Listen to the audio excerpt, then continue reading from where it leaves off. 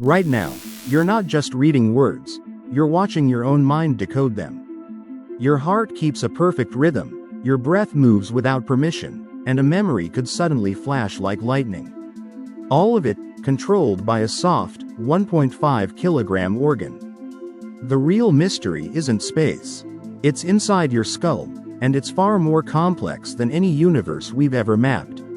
So here's the question. What is actually running you?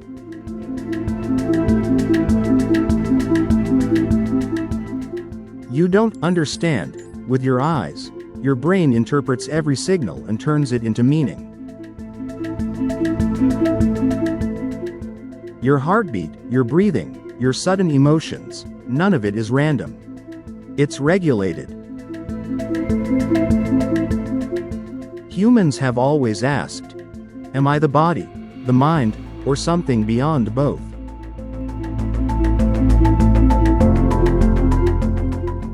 Modern science gives this search a name: neuroscience, the study of the brain and the nervous system.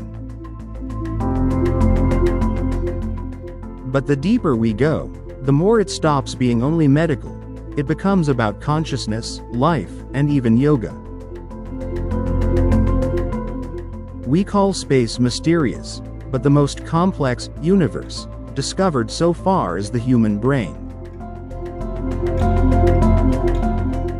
Inside your head, about 86 billion neurons, each one a living communicator.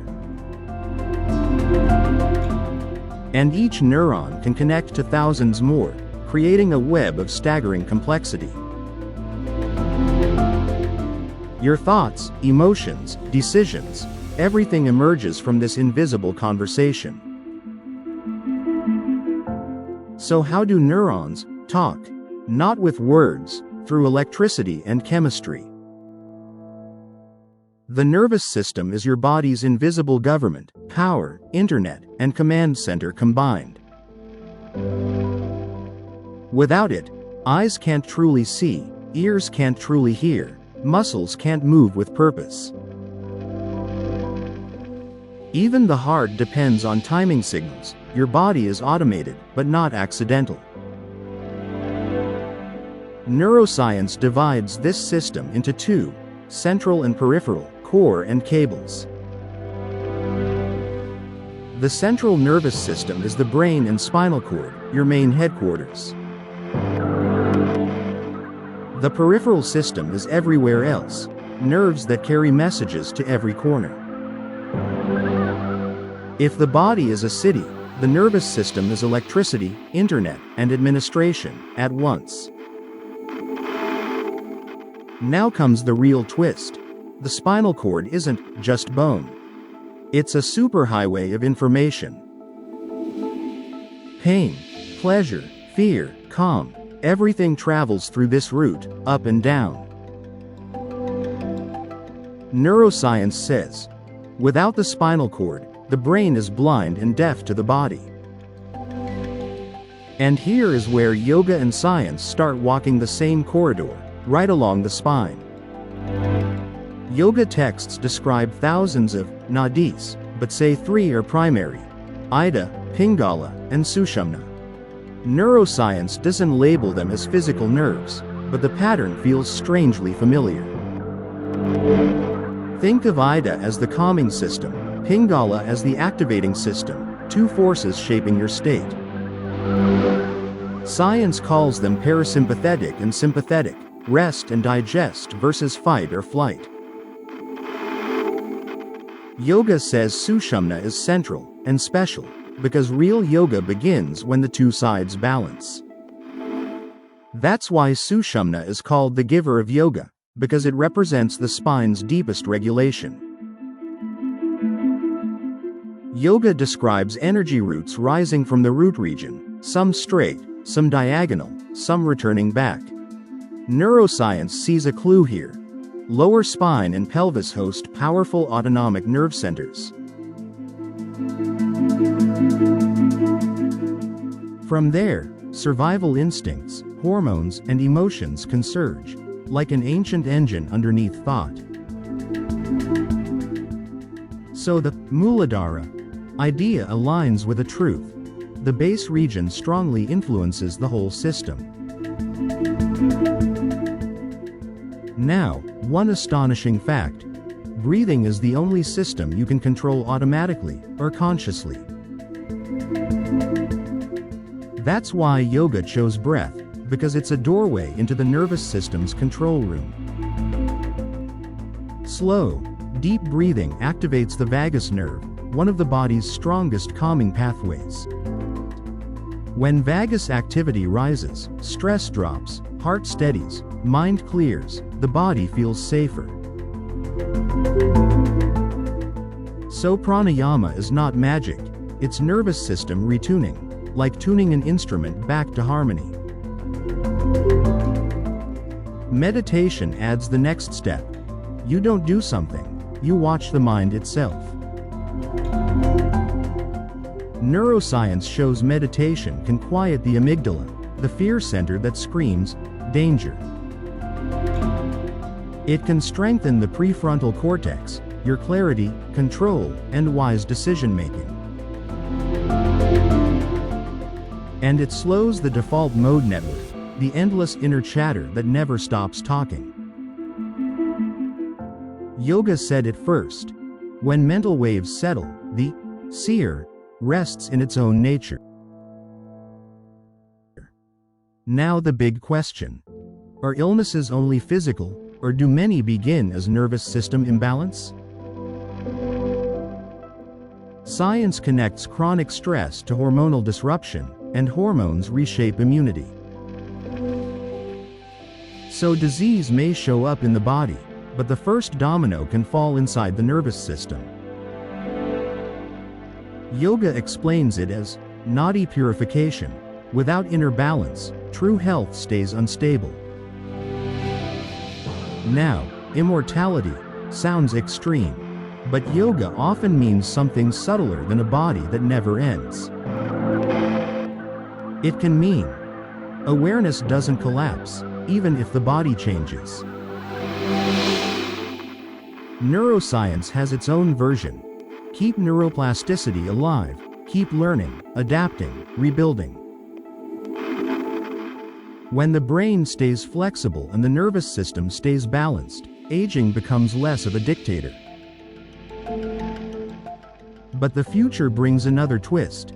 Neuroscience is building interfaces between brain and machine. Researchers explore memory editing, changing what you feel by altering what you remember. And some even chase artificial consciousness, the dream of a mind that isn't biological. But here's the ancient warning. Power without balance becomes destruction. If we understand the brain but ignore consciousness, do we really evolve, or just upgrade our tools? So what is neuroscience, truly? It's not just facts, it's the story of how you emerge from signals. Your body isn't a machine with parts, it's a living network where everything affects everything. Yoga reminds us. This network isn't only biological, it's conscious, responsive, and trainable. When science and yoga walk together, healing goes beyond symptoms, toward stability. You can move past fear, past limits, because the nervous system can learn new patterns. And still, one final mystery remains. If the brain controls the body, who controls the brain? The journey begins with noticing. Even reading this line is your brain performing invisible miracles. So neuroscience isn't cold, it's deeply human, because it explains why we love, fear, and hope. Your nervous system is always negotiating, safety or danger, rest or action, silence or noise. When that negotiation goes wrong for too long, the body pays, often quietly, until it can't. That's why breath training matters, because it's the simplest lever you can pull, anytime. In yoga terms, balance Ida and Pingala, so the central channel becomes steady. In science terms, restore autonomic balance, less fight or flight, more rest and repair. The spine stays central in both maps because it's the main route for your internal reality. This is why people say, understand the nervous system, and you understand the control layer of disease. But be careful, knowledge is not a miracle cure. It's a map, not instant immortality. Still, the map is powerful. Train breath, train attention, train regulation, and life quality shifts. Neuroplasticity proves you're not fixed, your brain can rewire, even after setbacks. Meditation is the training of the witness, seeing thoughts without becoming their prisoner. Pranayama is training the switch, turning the inner alarm down, turning stability up. And yoga's Sushumna is the ultimate symbol, centered, aligned, and steady, like a calm spine of awareness. But as technology grows, we must ask, are we building smarter machines, or wiser humans? Because if consciousness is ignored, the nervous system becomes just a tool, powerful, but directionless. So neuroscience is a mirror. It shows how deeply human life is built on signals, balance, and training. Your body is a living network, so small changes can ripple big outcomes. This isn't about choosing science over yoga, it's about using both maps to understand one reality. Because the spine is not only structure, it's communication, timing, and regulation. And the breath is not only air, it's a remote control for the nervous system's state. Attention is not only focus, it's the flashlight that decides what your brain will strengthen. So the most practical takeaway: regulate breath, regulate fear, regulate life.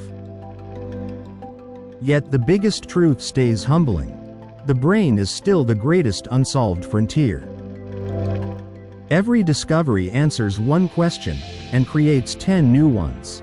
That's why neuroscience feels like a story, full of suspense, twists, and hidden mechanisms. And yoga adds, don't just study the mind, experience it, train it, and verify it inside yourself. So the question isn't science or spirituality. It's, can we combine discipline with understanding? If we can, healing becomes deeper than quick fixes, because we're working with the system, not again. And the fear of the mind softens, because you recognize patterns instead of drowning in them. This is the hidden power of regulation. Your inner world becomes less reactive, more intentional. So yes, learning the nervous system changes your life, because it changes how you interpret life. And when interpretation changes, fear loses its grip, and curiosity takes the wheel. But never forget, the brain is not a simple machine. It's a living, learning, self-updating mystery. So the real frontier isn't outside, it's inside, and it begins with one breath, one observation. Neuroscience gives the mechanisms, yoga gives the method. Together, they give a direction. And the deepest lesson: when you learn the system, you stop fighting yourself and start training yourself.